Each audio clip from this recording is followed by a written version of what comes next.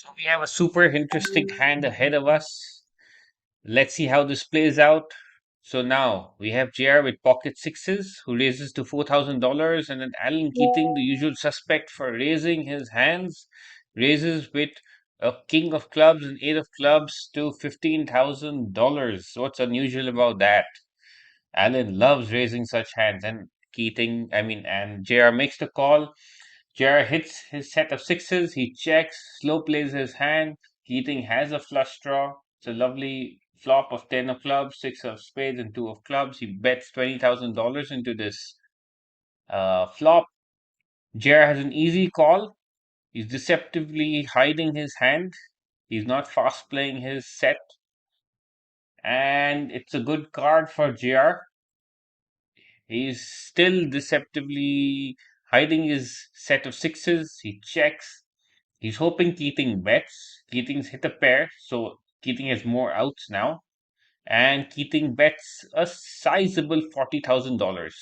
Now it would be too dangerous for JR just to flat call because there are two flush draws. There are clubs that could come, there are spades that could come, and JR should try to extract more value from Keating.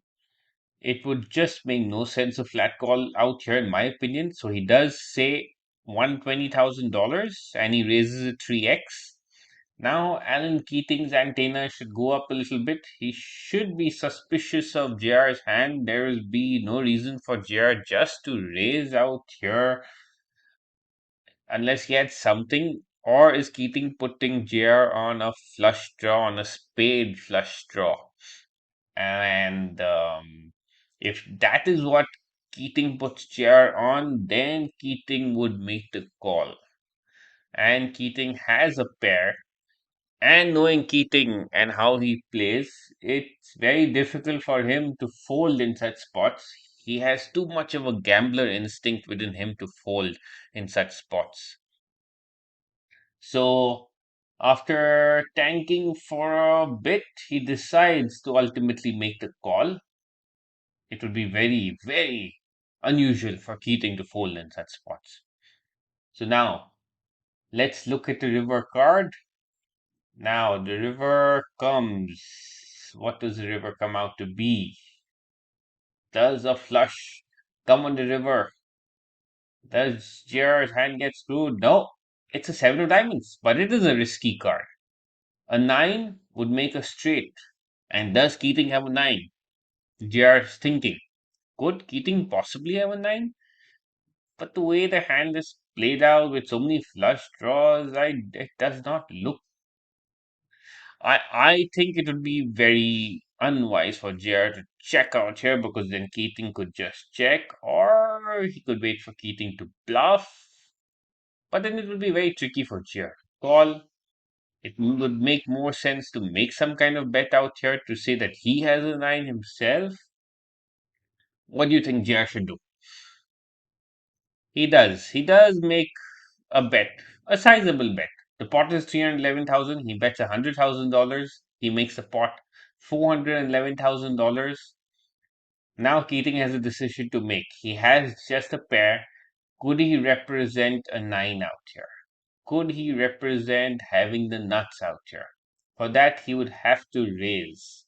And he's very capable of pulling off such raises. And if he does, then what would JR do? That would put JR in a tricky spot.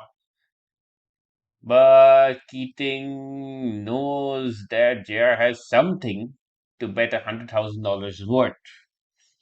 So, because JR bet, Keating has only one choice, either to raise or to fold. I don't see him making a call out here.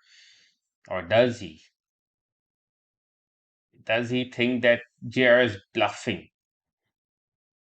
Does he actually think that JR is bluffing and does he just want to call him down?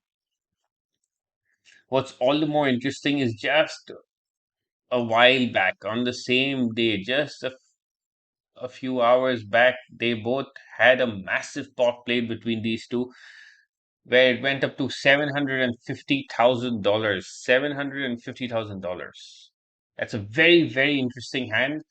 That where Keating was the one who put JR in a tough spot, and Jer was the one tanking for a long time, deciding whether to call down Allen's bet, and he was wondering whether Keating was bluffing him or not. Now Keating's in that same spot, and after much deliberation, Keating decides. What